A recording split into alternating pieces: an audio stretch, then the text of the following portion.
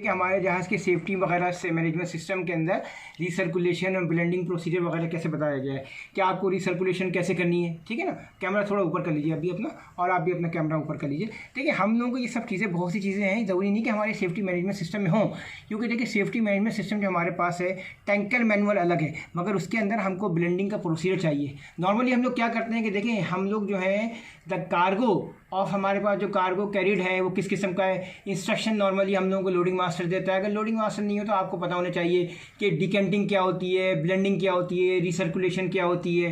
देखिए डिकेंटिंग में तो आपको पता है कि पानी निकालना है आपको, और फिर ये कि पानी निकाल के आप अपनी जगह सेफ रख लें और बाकी कार्गो है वो आ जाए। नॉर्मली फर्स्ट करें स्मॉल शटलर या बटलर कभी किसी कंपनी में होते हैं, वो आते हैं तो कभी उनके पास फ्री वाटर होता है। जब फ्री वाटर होता है तो फाइनली क्या होता है, हमको कार्गो अलग करना होता है और डिकेंटिंग के थ्रू पंप चला के, और शुरू में आप बाई ग्रेविटी कर सकते हो, बाद में जो है आप अपना पंप चला के पानी अलग कार्गो अलग कर दिया, आपने सेपरेट टैंक में कर दिया। अब ब्लेंडिंग के अंदर जो है मैं आपको एक चीज़ बताऊं, देखिए 2-3 घंटे का हम लोग कभी 3 घंटे का नोटिस देते हैं इंजन रूम में COPT के लिए, ठीक है ना, बेलाज पंप के लिए। उसके बाद हम लोग क्या करते हैं 30 मिनट का नोटिस दे देते हैं ताकि आपके बंदे वगैरह सब कंसर्न वगैरह डेक पर पहुंच जाएं, और मुख्तलिफ़ किस्म के चीज़ों वगैरह को रेडी करना होता है। फिर आपको इंजन रूम, पंप रूम और मैनीफोल्ड और नीचे जाकर लाइनअप रिक्वायर होता है। फिर आपको क्या होता है, इंजन रूम में आपको अपनी क्रेन्स वगैरह, क्रेन से एसोसिएटेड इक्विपमेंट्स वगैरह सब रेडी करने होते हैं। फिर आपको एल्बो करना होता है, टैंक बटरवर्थ आपका मैनुअल के through, connect cargo hose to elbow, ये सब चीज़ें होती हैं। देखिए हमारे पास जो मैनुअल्स हैं, जो हमारे पास आपको ही पता है, टैंकर मैनुअल है, इमरजेंसी मैनुअल है, HACQ है, shipboard engine room bridge and navigation manual, उसमें बहुत सी चीज़ों का जिक्र नहीं है। आप अपना कैमरा इस साइड पे ले आएँ ज़रा, क्योंकि आपका सब कुछ उल्टा सीधा हो गया। ऐसे करें, हाँ ठीक है। अब मैं आपको जो बात बताने जा रहा हूँ, करीब आ जाइए, कैमरा लेके अभी करीब आ जाइए और करीब आ जाइए, ठीक है ना। असल बात सुने, होता ये है कि देखिए बहुत सी चीज़ों, जैसे यार्ड डिलीवरी वेसल है, उसका प्रोसीजर नहीं है हमारी उसमें कंपनी में, 4-5 प्रोसीजर्स हमारे नहीं हैं। अब मैं आपको ये बता रहा था कि connect manifold hose to other hose, connect with elbow, ये आपको बताना चाहिए। 30 minute notice to engine room for COPT, ये इंपॉर्टेंट है, आपको फिर दोबारा देना है ताकि तैयार रहें। उसके बाद क्या होता है, कैमरा मत हिलाएं। देखिए आप लोग कैमरा हिलाते हैं, मेरे से बातचीत नहीं होती है, फिर ये हिलते रहते हैं, यूँ फिर मेरे को हिलना पड़ता है।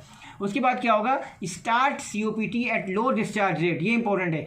उसके बाद है चेक एनी लीकेजेस इन एल्बो या कार्गो होज, ये आपके लिए बहुत इंपॉर्टेंट है। उसके बाद क्या है, मेंटेन प्रेशर, इनिशियली आप 1 kg 2 kg से आप करोगे, ज़्यादा नहीं करना है यहाँ पे, ये नहीं कि आप 10 kg ले गए, हल्का 2-3 kg, ताकि आपके मैनीफोल्ड पर रहे। 0.5 से स्टार्ट होके 1 2 3, सही ना।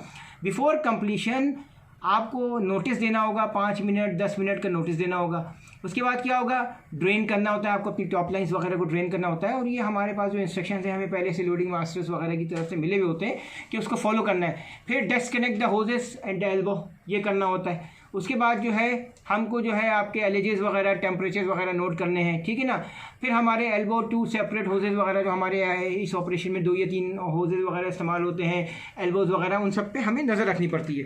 देखिए अभी मैंने आपको 3-4 चीज़ें और बतानी है, वो ये उसमें ये है कि देखिए सबसे इंपॉर्टेंट चीज़ें ये है कि जब ये सब आप काम कर रहे होंगे तो आपके पास कॉम्पिटेंट स्टाफ मौजूद हो। अगर आपके पास कॉम्पिटेंट स्टाफ मौजूद नहीं होगा तो फिर आपको एडिशनली अपने साथ आपके पास जैसे पम्पमैन है, बोसन है, इन सब लोगों को कॉल करना होगा। देखिए आज मेरे पास एक जनरल टॉपिक्स है, क्योंकि मेरा ये डेक साइड के ओरल्स का प्रिपरेशन का थोड़ा सा था, तो कुछ चीज़ें मैं और बताऊँगा आपको, जैसे 60 है, ईपर्व है, ठीक है ना, आपकी जैसे बैटरी है 8 घंटे की है, 96 आवर की है।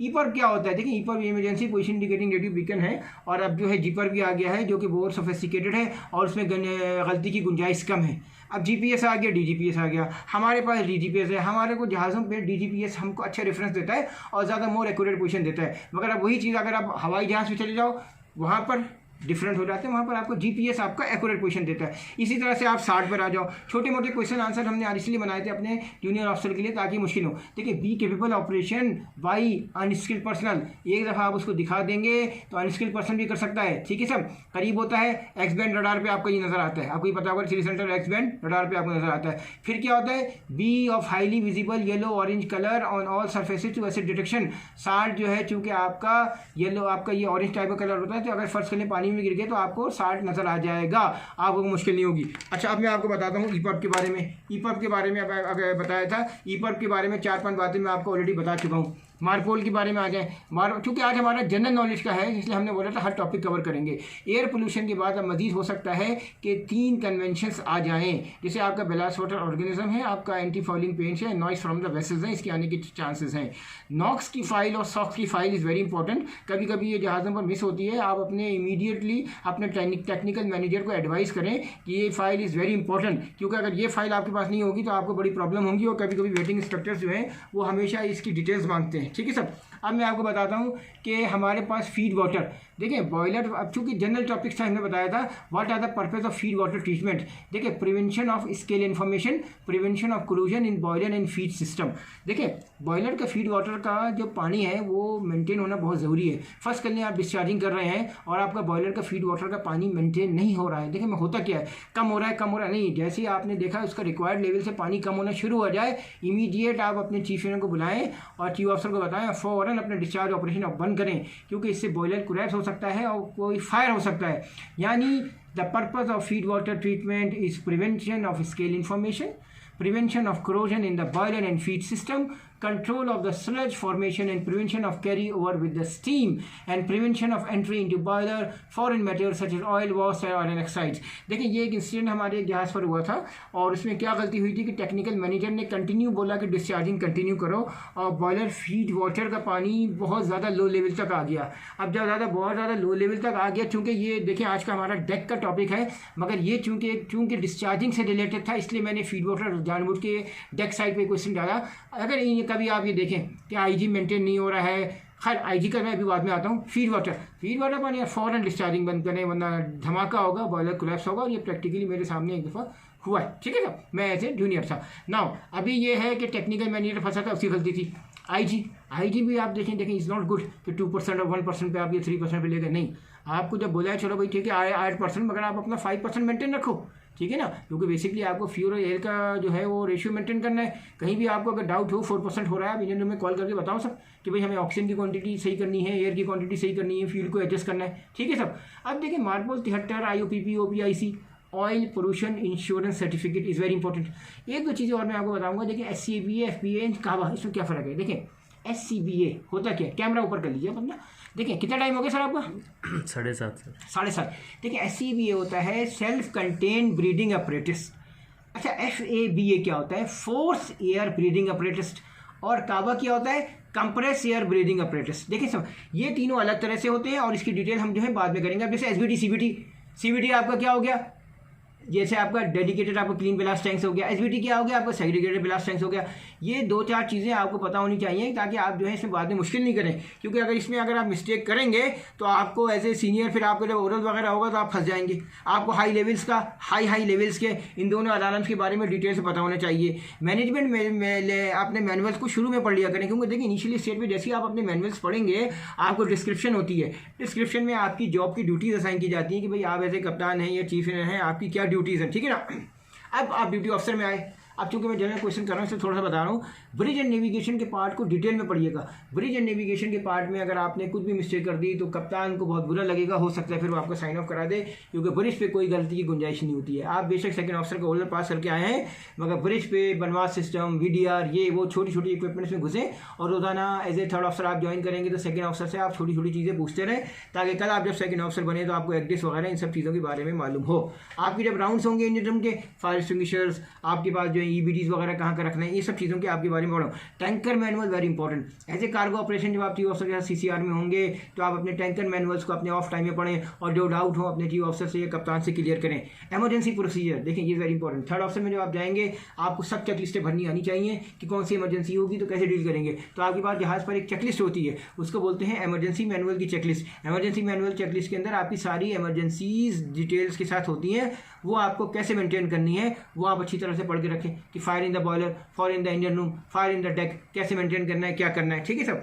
अब ये होता है कि शिप बोर्ड स्पेसिफिक ड्यूटीज़ होती हैं, क्या आपकी कौन सी पॉलिसीज़ हैं, कंपनी ने क्या पॉलिसी दी है, वो आप सब पढ़ के रखें। थोड़ा बहुत आपको इंजन रूम को पता होना चाहिए कि इंजन रूम के अंदर प्लेटफॉर्म वगैरह, जनरेटर्स वगैरह का, ये ठीक है। ऐसे जूनियर में आप अपने ऑफ टाइम पढ़ें, पहले आप अपनी जो है डिस्क्रिप्शन वाली ड्यूटीज़ जो है उनको अच्छी तरह से पढ़ के रखिए। ठीक है सब। अब ज़ाहिर सी बात ISM ISP score, port facility score वगैरह ये सब चीज़ें आपको पता होनी चाहिए। अच्छा, अब मैं आपको ये बताना चाह रहा था कि 4-5 चीज़ें और बताऊंगा मैं आपको, क्योंकि कितना टाइम हो गया सर आपका? 10 मिनट हो गए? 9:30 हम 10 से 11 मिनट पे जाएंगे। जनरल क्वेश्चन आंसर पे हम लोग बात कर रहे थे। जनरल क्वेश्चन आंसर पे आज हम बात कर रहे थे। उसमें हमारा प्रोग्राम ये था कि देखिए, आपको छोटा मोटा ही पता होना चाहिए कि कप्तान के साथ रिस्क मैनेजमेंट कैसे करनी है, रिस्क असेसमेंट्स कैसे बनाने हैं आपको, क्योंकि इसमें जो है आपके ट्रैवल इश्यूज़ होते हैं, आपके हल्के रिस्क होते हैं, हाई रिस्क होते हैं, और अगर बहुत ज़्यादा हाई रिस्क हो जाएंगे तो फिर आपको DRA कैसे बनाना है। फाइनली देखिए, ये सब चीज़ें कवर करने के लिए हमारे पास जो है जहाज़ पर 3 इंपॉर्टेंट क्लब्स होते हैं। प्रोटेक्शन एंड इंडेमनिटी क्लब्स होता है, फिर आपके पास एक क्लब होता है FDD, freight demurrage and defence club होता है, फिर आपके पास एक क्लब होता है, इसको बोलते हैं HNM। चूँकि हमारा ओरल की क्लास हम बता दें, HNM का जो होता है वो होता है कि जैसे उनका एक नोट आता है कि हम आपको प्लेजर देते हैं कि हमने आपके जहाज़ को वो कर लिया है, मतलब हल एंड मशीनरी में शामिल कर लिया है। हल उसमें होता क्या है, 3-4 सेक्शंस होते हैं। ये आपको ऐसे ओरल में पता होना चाहिए कि हल होता है, मटीरियल्स होता है, machinery outfits ETC and everything connected here with. अच्छा, सेक्शन B और सेक्शन C भी होते हैं। सेक्शन C में इसमें हर एंड मशीनरी का इसका आपका रिस्क इंश्योरेंस भी होती है, और सेक्शन B में increase the value endure displacements including excess of liabilities, और मुख्तलिफ़ किस्म की लाइबिलिटीज़ वगैरह जो हैं वो हल एंड मशीनरी में आपको दी जाती हैं। उसका फ़ायदा ये होता है कि आपका जहाज़ मुकम्मल तौर पर सिक्योर हो गया। हल एंड मशीनरी, P&I और आपकी FDD डिफेंस, बहुत बड़े बड़े अच्छे owners freight demurrage and defence club की इंश्योरेंस भी करते हैं। उससे आपका जहाज़ मज़ीद स्ट्रॉन्ग हो जाता है। आप जो है अपनी प्रीमियम दे रहे हो, आपका जहाज़ मुकम्मल तौर पर महफूज हो गया। कल खुदा न खास्ता कोई हादसा हो तो आपके पास ये सब चीज़ें हों।